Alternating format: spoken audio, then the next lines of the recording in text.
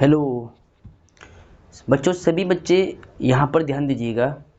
Class 11th के जो बच्चे हैं उसकी हम उनकी जो क्लास 11th मैथमेटिक्स की है उसमें आज हम एक्सरसाइज 9.2 का जो मोस्ट इम्पोर्टेंट क्वेश्चन है उसको सॉल्व करेंगे। ठीक है, इससे पहले वाले लेक्चर में मैंने आपको सारे क्वेश्चन समझा दिए। ठीक है, आज हम बेसिकली क्या करेंगे, क्लास जो 11th है उसका जो एक्सरसाइज 9.2 है उसको सॉल्व करेंगे और उसमें जो क्वेश्चन रह गए थे लास्ट वाले लेक्चर में उसको हम सॉल्व करेंगे आज। ठीक है, देखिए बिल्कुल ध्यान से अपनी एनसीईआरटी बुक निकाल लीजिएगा और क्वेश्चन नंबर 50 पढ़ लीजिएगा। ठीक है, ये क्वेश्चन बिल्कुल मोस्ट इम्पोर्टेंट है, ये क्वेश्चन बिल्कुल आपको सही से सॉल्व करना है। ठीक है, तो चलो अब देखिए बच्चों, यहाँ पर क्वेश्चन नंबर 15 है आईएमपी, बहुत ज़्यादा आईएमपी क्वेश्चन है। ठीक है, क्वेश्चन नंबर 15 क्या, आईएमपी मोस्ट इंपॉर्टेंट, बहुत सालों से रिपीट है, बहुत बार रिपीट है। ये क्वेश्चन क्या अपने आप में मोस्ट इंपॉर्टेंट है। इस क्वेश्चन को आपको बिल्कुल सही रूल में और सही वे में सॉल्व करना है।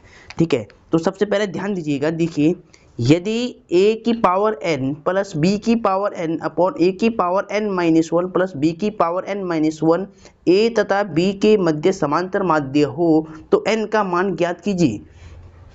देखिए बच्चों हमने मान लिया, पहले देखो समांतर माध्य का जो बेसिक कंसेप्ट है वो मैंने इससे प्रीवियस वाले लेक्चर में आपको समझाया है। सारे क्वेश्चन, सारी फॉर्मूले, सारा जो बेसिक थ्योरी है समांतर माध्य की, अर्थमेटिक मेन की, वो मैंने आपको सारा लिखवा रखा है। ठीक है, मैं बस इस क्वेश्चन को समझाने के लिए थोड़ा एक बार जो बच्चे नए आए हैं हमारे चैनल पे वो एक बार देख लेंगे कि समांतर माध्य क्या होता है। तो मैं एकदम थोड़ा इसमें बता देता हूँ। देखिए माना कैपिटल ए तथा बी के बीच समांतर माध्य है। ठीक है, शॉर्ट में लिखा है समांतर माध्य है। हमने मान लिया बच्चों कि कैपिटल ए और बी कोई संख्याएं इनके बीच में समांतर माध्य है। अगर ये ए इन दोनों का समांतर माध्य है तो इसका मतलब क्या है, देयरफॉर जो ए इन दोनों के बीच में आएगा और साथ ही ये क्या होगा, समांतर श्रेणी में होगा। अगर ए और बी का समांतर माध्य है ना, तो ए और बी में इनका समांतर माध्य अगर ए आएगा तो इससे क्या बनती है, समांतर श्रेणी में। अतः ए कॉमा कैपिटल ए और बी समांतर श्रेणी में यानी एपी में है, पक्की बात है। ठीक है, अगर ये ए नंबर ए और बी का समांतर माध्य अर्थमेटिक मीन है तो इट मीन्स डैट, इसका क्या अर्थ है कि ए और बी ये एपी में होंगे जरूर।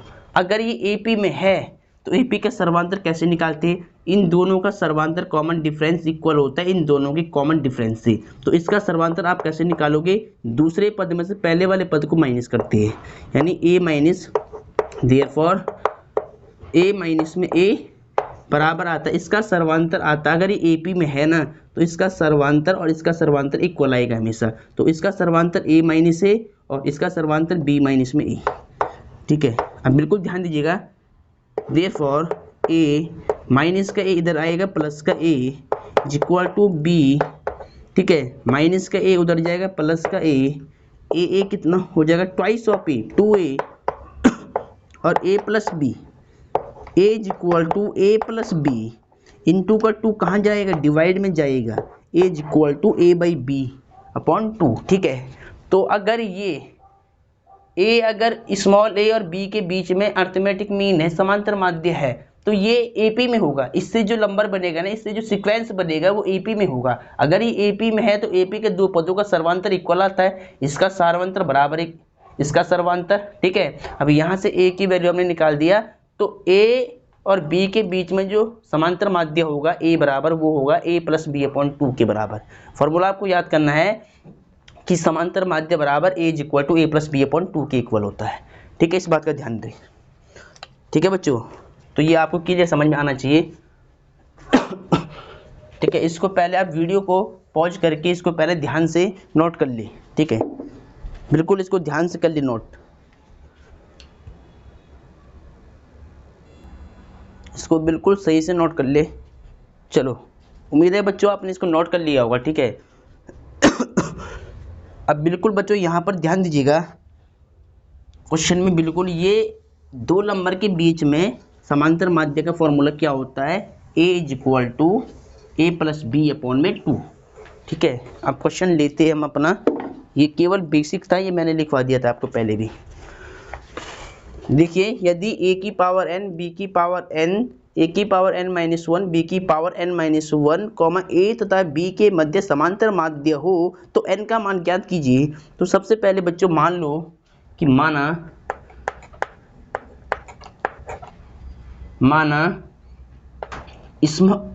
स्मॉल a और b दे रखी है, तो a तथा b, माना a तथा b के मध्य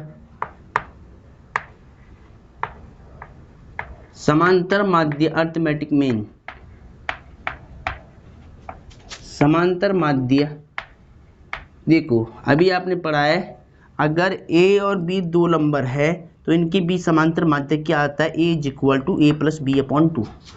तो क्या बन जाएगा, इन दोनों नंबर के बीच में अर्थमेटिक मीन क्या हो जाएगा, a प्लस बी अपॉन में 2। ठीक है, ये वाला फॉर्मूला। चलो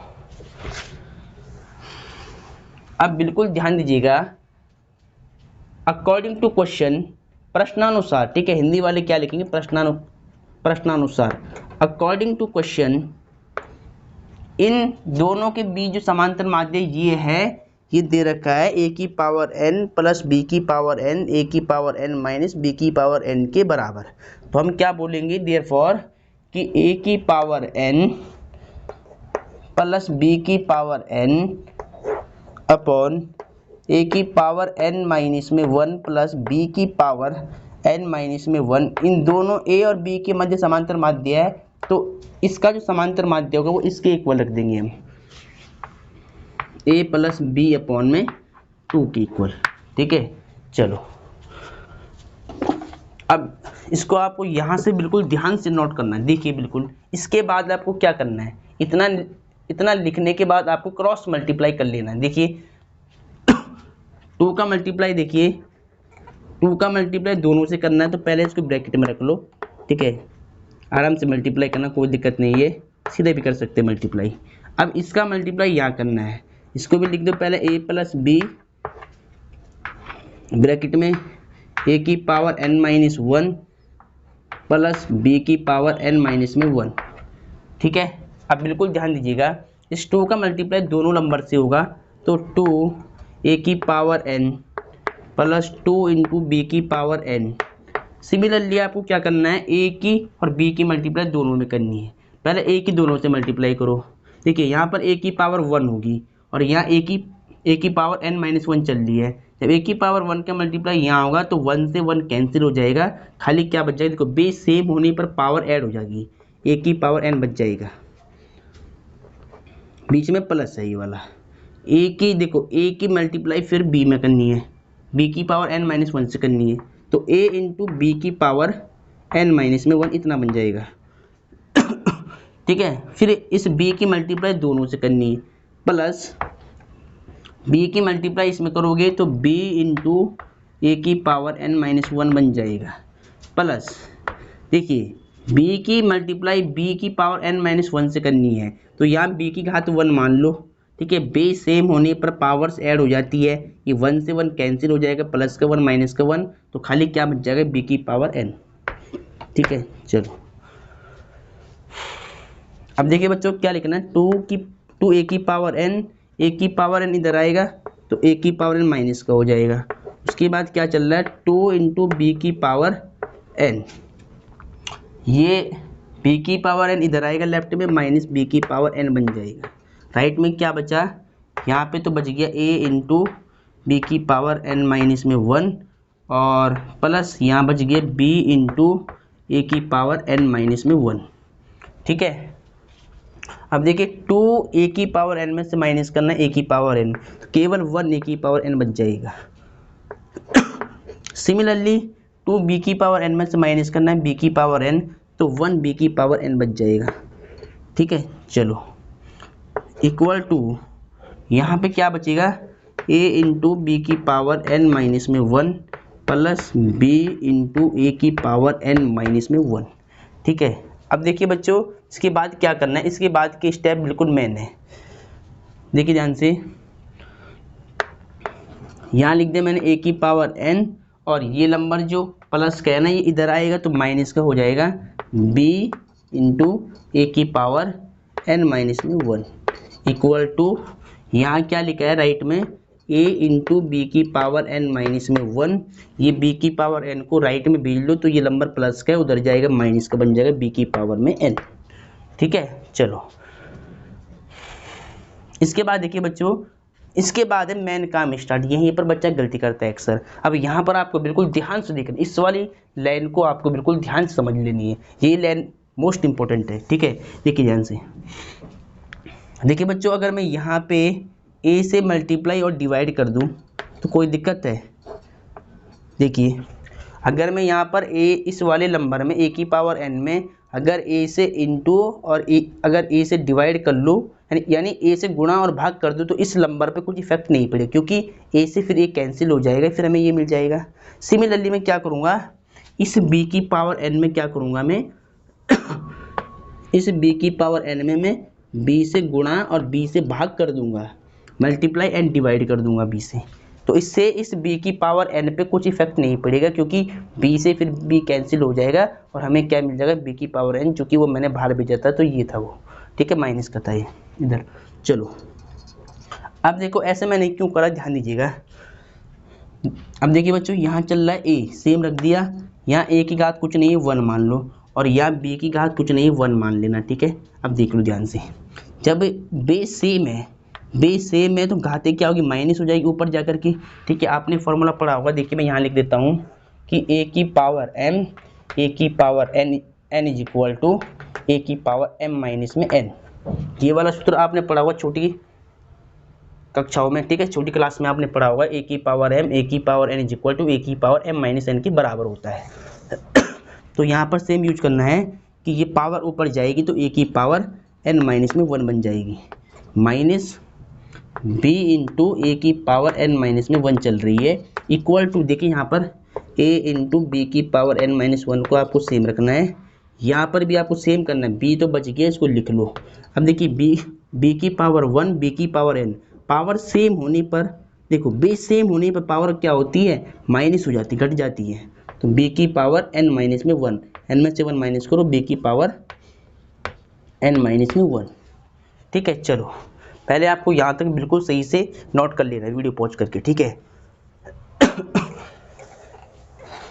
अब देखिए बच्चों इसके बाद आपको कैसे सॉल्व करना है, बिल्कुल ध्यान से देखिएगा वीडियो को। ठीक है, क्वेश्चन मोस्ट इंपॉर्टेंट है। देखिए बच्चों यहाँ पर a इंटू ए की power n minus 1 minus b into a की पावर n माइनस 1, तो इन दोनों टर्म्स में क्या कॉमन है, a की पावर n माइनस 1 दोनों में कॉमन आ रहा है। इधर देखिए a की पावर n माइनस 1 ए की पावर n माइनस 1, तो मैं यहाँ से क्या करूँगा, a की पावर n माइनस 1 कॉमन लूँगा। ठीक है, जब a की पावर n माइनस 1 दोनों में कॉमन आएगा तो यहाँ a बच जाएगा, यहाँ b बच जाएगा, बीच में माइनस, a माइनस में b। सिमिलरली आपको यहाँ पे क्या करना है, b की पावर n माइनस 1 दोनों में सेम आ रहा है तो b की पावर n माइनस 1 को मैं कॉमन निकाल लूँगा।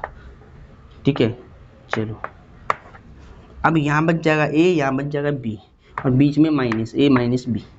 ठीक है, चलो इतनी बात आपको बिल्कुल क्लियर समझ में आ गई होगी।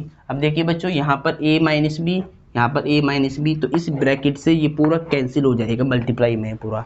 ठीक है, अब यहाँ क्या बच जाएगा, a की पावर n माइनस में 1, और यहाँ बच जाएगा b की पावर में n माइनस में 1। ठीक है, अब देखिए बच्चों मैं क्या करूँगा, यहाँ इस b की पावर n माइनस 1 को मैं क्या लिख सकता हूँ, b की पावर n माइनस 1 इंटू में 1, इसका मल्टीप्लाई 1 से होगा, फिर ये नंबर मिल जाएगा। और अब देखिए ऐसे मैंने क्यों लिखा है, देखिए ध्यान से, अब a की पावर n माइनस 1 b की पावर n माइनस 1 इंटू का अगर मैं डिवाइड में भेजूंगा इधर तो अपॉन में आएगा b की पावर n माइनस में 1, और इक्वल में क्या बच जाएगा, केवल 1 बच जाएगा, ये वाला ऐसे 1। ठीक है, चलो ये 1 बच जाएगा। ठीक है, अब देखिए बच्चों यहाँ पर a की घात भी n माइनस 1, b की घात भी n माइनस में 1, तो a अपॉन बी की जो पावर बन जाएगी, ऊपर घात बन जाएगी, होल पावर में मैं एक साथ क्या लिख दूंगा, a अपॉन बी की घात n माइनस में 1 ऐसे होल पावर। और इस 1 को मैं क्या लिख सकता हूँ, a अपॉन, देखो जैसे यहाँ पर है ऐसे रूप में लाने के लिए मैं यहाँ क्या लिखूंगा, a अपॉन बी की पावर 0 होल पावर 0। अगर किसी भी की नंबर भी अगर घात 0 होती है, पावर 0 होती है, उसकी वैल्यू 1 आती है। ठीक है, अब देखिए आपने क्या पढ़ा होगा, आपने पढ़ा होगा a की power m is equal to a की पावर n। अगर बेस सेम होते हैं देयरफॉर पावर भी क्या हो जाती है, सेम हो जाती है। तो सेम यहाँ पर देखिए इनके बेस सेम है, तो देयरफॉर इनकी जो घातों की जब हम तुलना करेंगे ना पावर्स की, वो भी सेम हो जाएगी। ठीक है, तो यहाँ पे थोड़ा सही से लिख लेता हूँ मैं, n माइनस 1 इक्वल हो जाएगा 0 के, और देयरफॉर यहाँ से n की वैल्यू क्या निकल जाएगी, माइनस का 1 उधर जाएगा, प्लस का 1 हो जाएगा। तो this imply n is equal two plus का 1 आंसर। ठीक है, अतः n का मान कितना आएगा, +1 आएगा। ठीक है, अगर वीडियो अच्छी लगती है तो वीडियो को लाइक सब्सक्राइब शेयर जरूर कीजिएगा। और ये मोस्ट इंपॉर्टेंट क्वेश्चन है, इसको आपको बिल्कुल सही से तैयार करना है। ठीक है, तो मिलते हैं नेक्स्ट लेक्चर में।